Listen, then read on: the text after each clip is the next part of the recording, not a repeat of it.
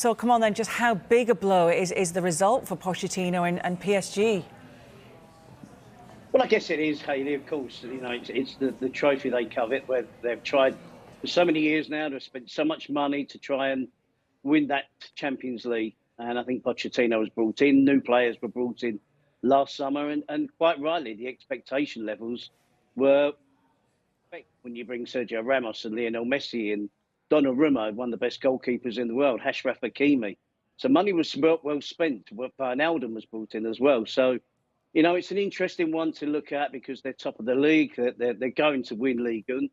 And for 60 minutes of the game last night and the first leg of the entire first leg of the game, they were completely dominating Real Madrid. Then it just goes completely wrong. And it was the manner in which they capitulated, the way they lost the game, ceding 3 goals. You know, the gap between the second and third goal for Real Madrid is utterly ridiculous. But it does increase the pressure on Pochettino. And it's, you know, it'd be interesting to see how the people that own PSG react. They have tried a number of successful managers who haven't been able to win that elusive Champions League. And now Pochettino will be wondering whether he's going to be there next season. He's going to be questioning whether he wants to be there next season because there were certain aspects of the game last night which would have disappointed him from the fact that his team was so good, so dominant, and yet threw it all completely away. He has had links with coming back to the Premier League, in particular Manchester United, but actually, do you think this has now maybe damaged his reputation, in fact? Well, I think when you look at Pochettino, I think we have to admit he does need trophies on his CV. I mean, they didn't win the league last year. He took over in January. They didn't win the league. They should still win the league, even if you're only manager for half a season. So they did win the French Cup. So that's one thing, but that's the only thing he's won. So I think when you've got the tools at your disposal that he has at PSG, it's a completely different job to the one he had at Southampton, Espanyol, and of course Spurs. So, you know, he was expected to win trophies. As I say, they're going to win League One, but that probably is that enough to convince Manchester United and other clubs, maybe Real Madrid even. I mean, for 60 minutes of the game last night, I was wondering what the consequences were going to be for Ancelotti. Such is the nature of the Champions League, where big clubs, you know, it's not seen to be enough just to win your domestic title. You know, the big clubs like Real Madrid and PSG and other clubs around Europe, they demand and they want and they expect to you know, be champions of Europe. So it's a big call for, you know, for Pochettino, for any other club that's interested in Mauricio Pochettino. So if Pochettino's not there next season, Kylian Mbappe might not be either. Of course, you mentioned he was one of the standout players again for PSG. He's long been linked with last night's opponents, of course. Do you see him at Real Madrid next season? 100%. Yes. I think, you know, it was a difficult tie for him because, you know, it appears that it's almost inevitable that he's going to be at Real Madrid. You know, they've tried for so long now to get him. They offered a huge sum of money despite his contract being up at the end of this season. PSG relented. They didn't want to let him go. You can understand why.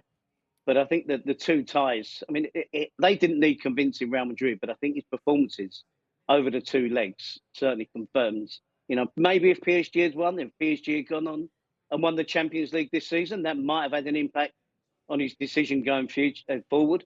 But I think, you know, playing at the Bernabeu last night, playing well in the first leg, scoring both goals, a couple of goals disallowed last night, I think he will probably have looked at that last night and realised the history of the clubs is vastly different.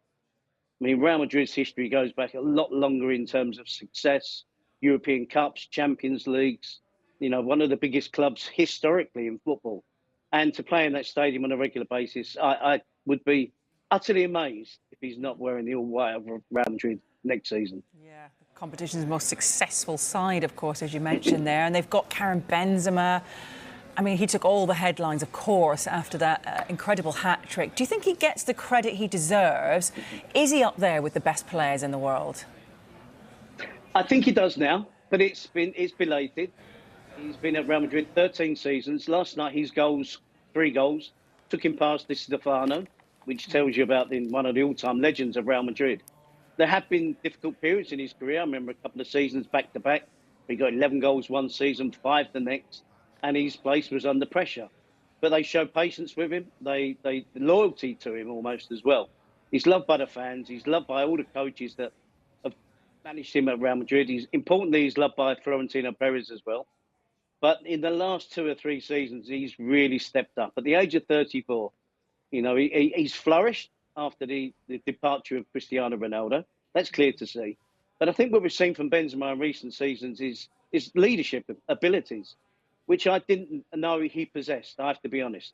But I think you've got a lot of younger players at Real Madrid, and of course you rely on the experienced players. But at the age of 34, to keep getting better, is he one of the best in the world, was your question? Undoubtedly one of the best centre-forwards in the world, and has been for, as I say, 13 seasons at Real Madrid. You don't hold on to that number 9 shirt at Real Madrid for that long if you're not one of the best players in the world, because one of the best centre forwards in the world has to play for Real Madrid. And he's done it now for 13 seasons, and absolutely brilliant last night. He's finishing, as I say, the leadership skills. Him and Modric were absolutely sensational, 34 and 36 years of age. And they completely changed the dynamic of that game last night. Yeah, and just how much of a threat then are his side to the English teams left in the competition? Because there's been a lot of focus on Man City, Chelsea and Liverpool being the favourites for the Champions League. Well, they have to be, of course. I mean, you have to respect what they achieve in this tournament. They were disappointed last year. They got to the semi-finals. I don't think it's the best version of Real Madrid. I think what we saw over the 2 legs against PSG, as I say, totally outplayed in the first leg. We're fortunate that it was only 1-0.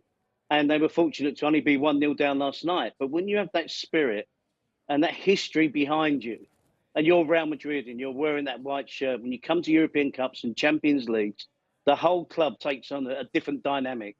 And when they got that first goal last night, which was gifted to them by PSG, for me, it was inevitable that they were going to get the second.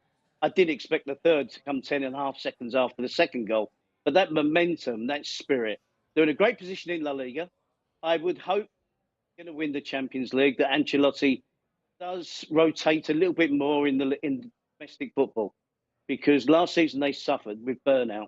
The likes of Benzema, the likes of Modric, Toni Kroos, Casemiro, they were pretty much a spent force when it came to the semi-final against Chelsea. 8 points clear of Sevilla. Has to trust, and I'm going to say have to rough it a bit, maybe with the likes of Eden Hazard, Gareth Bale, Isco, Dani Ceballos, to name a few. Camavinga played absolutely brilliant last night when he came on. Fede Valverde. He's got to try and trust these players domestically to ensure that, like the Benzema, and Modric and Toni Kroos are at their peak condition to go forward in the Champions League. So they can win it, of course. That's never doubt Real Madrid.